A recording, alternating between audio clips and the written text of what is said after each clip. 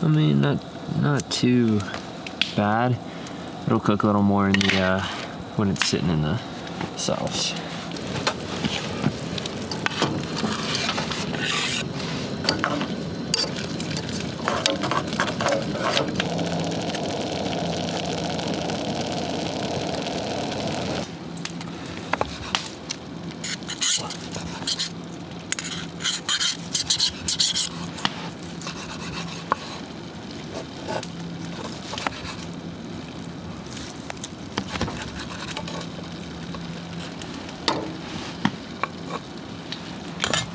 Moment of truth.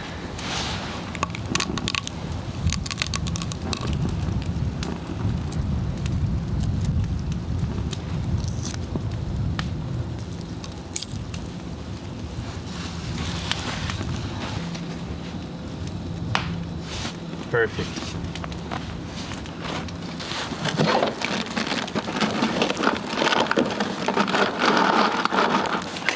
It is absolutely dumping out right now.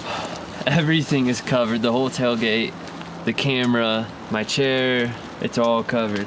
So tonight I cooked Japanese curry. It's probably pretty Americanized. I don't know, like it's definitely not the traditional way you would cook it, I think. Or maybe it is, I don't really know, but it's so good. Figured tonight would be a good night to eat something hearty and warm, and hopefully it just puts me right to sleep. Just letting it simmer and thicken up right now, then we'll lay it on a bed of rice and eat as much as we possibly can. I tried to do half rations tonight, and I think I kind of overdid it a little bit, but oh well, I'll take some home and eat some more when I get home. It is just constantly coming down.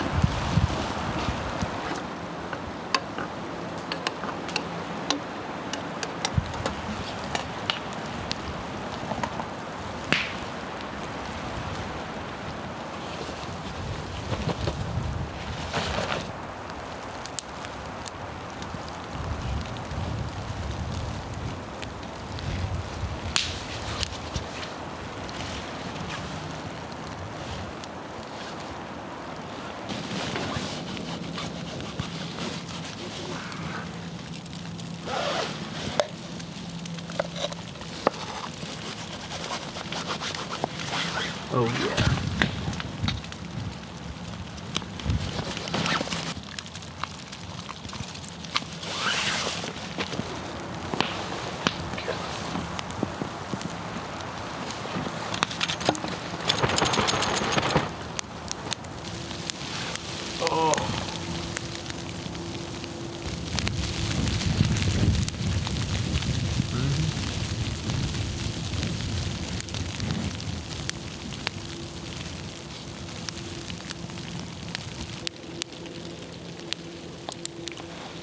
This would be a good night to have an awning. An awning would be so helpful right now.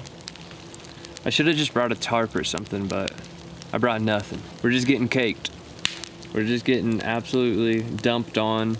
Hopefully my outer layers here keep me pretty dry so that I don't go up into the tent tonight soaking wet. I cooked my egg perfect this time.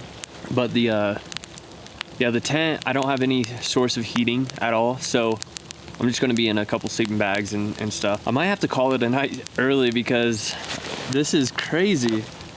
I mean, if I just stay out here, I'm definitely gonna get soaked and it's gonna suck for overnight. I'm gonna stay here for as long as I can, but it's probably gonna be an early night. Probably gonna have to climb up in the tent and seek some shelter.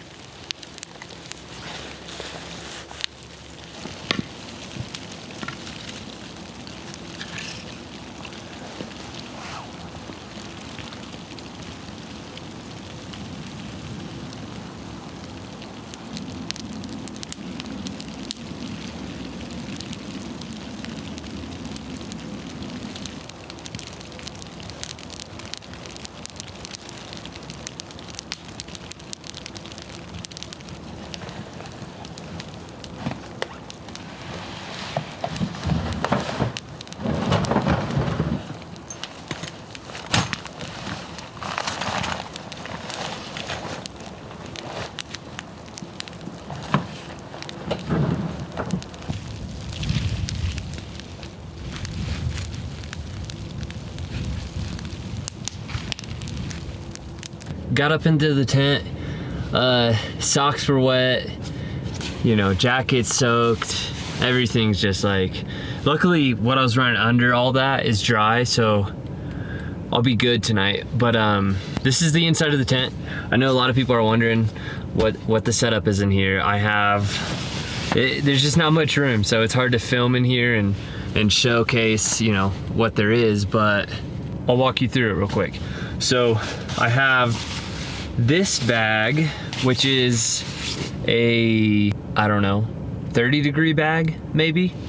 And then I have this bag, which is a 20-degree bag. And I stuffed the 20 into the 30 because the 30 is a little bit bigger.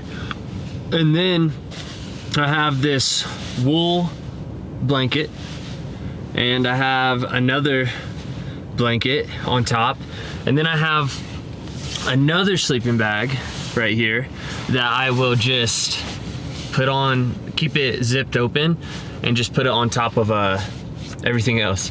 And that cocoon basically makes me, you know, stay warm throughout the night for the most part. My nose might get a little cold, but I stay pretty warm. So it's supposed to get down to at least 10 degrees tonight. I feel decently warm, so maybe it's just my body heat, but there's no insulation in the tent. I know that you can get like some insulation that zips up here, so we'll see how it goes. I mean, it is what it is.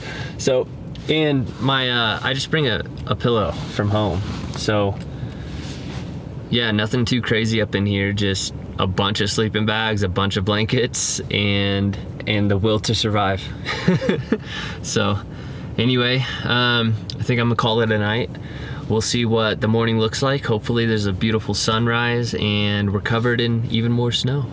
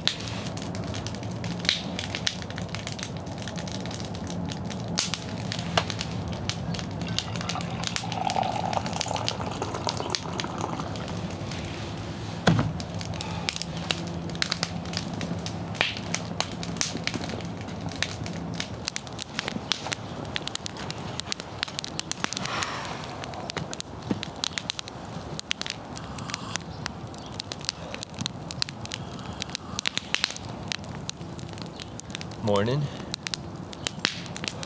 and it is a beautiful morning. Yeah, last night went well. I'm pretty sure I heard something kind of come up to my ladder last night and shake the tent a little bit, and then like, I don't know if it spooked itself, but then it ran off. I don't know what it was. Who knows, but stayed warm all night. Had no issues being cold. I was actually getting a little too warm. The only downfall of not having like a heater isn't really about staying warm. It's pretty easy to stay warm with like a couple sleeping bags and layers and everything else like that, but it's getting ready and getting out of the sleeping bag that's extremely hard in the morning. I had my jacket hanging up in there, and this morning I grabbed it and it's just frosted. It's like crunchy. So I'm sure I'll get a diesel heater at some point. That'd be nice. Really, the only thing that is getting cold on me is my feet, which makes sense because I'm wearing these, and next time I'll wear my other boots. But as you saw, the Coleman stove the burners were just frozen. The propane couldn't get out of the burners. It would like light really small flames but not stay lit, and it wouldn't like stay lit enough to melt the ice. So I just put the kettle on the fire and it worked well enough. I think it actually worked a little faster than the Coleman, which is nice. I think I'm gonna try and defrost the Coleman here soon and get some breakfast going.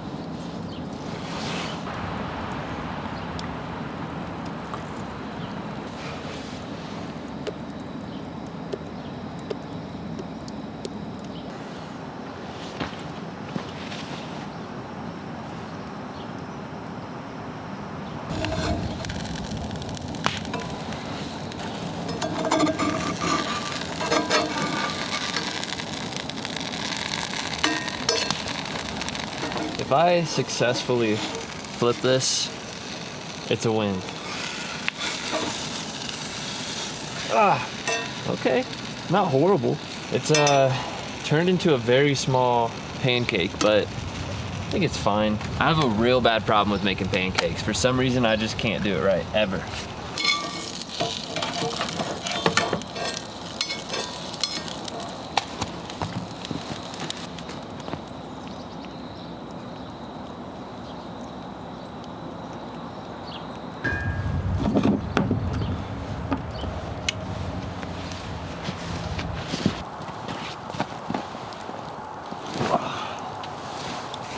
I think what I did wrong first was the mixture was really bad. Super watery.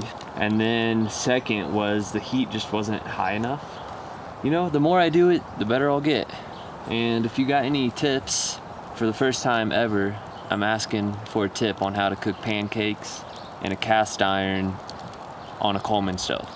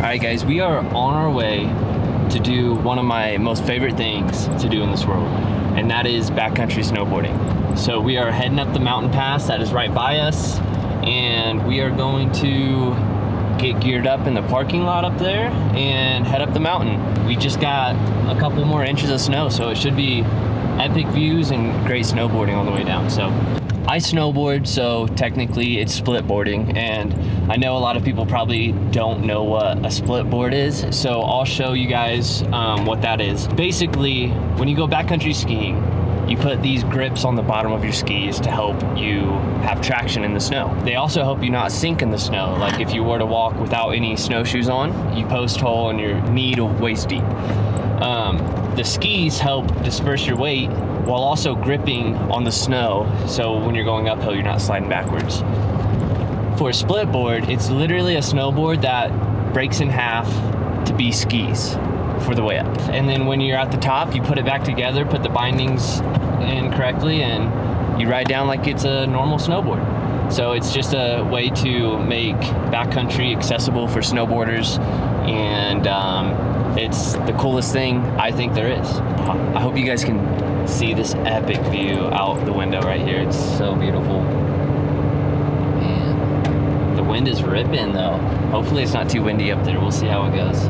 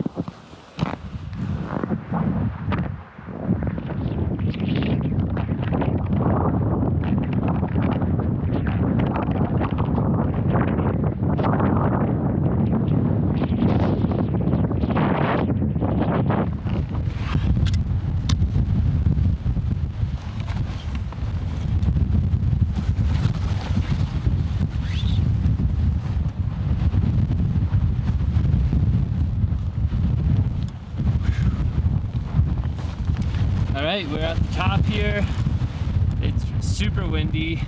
I found that I really don't have any good GoPro mounts. The adhesive one I had on the helmet came off. So I don't know how I'm gonna film with the GoPro going down. I'm just gonna rig it up maybe on one of the ski poles or something. So also, if you guys like the video and enjoy this content that I'm putting out, subscribe. There's more in the future for sure, and more adventures like this. So whew.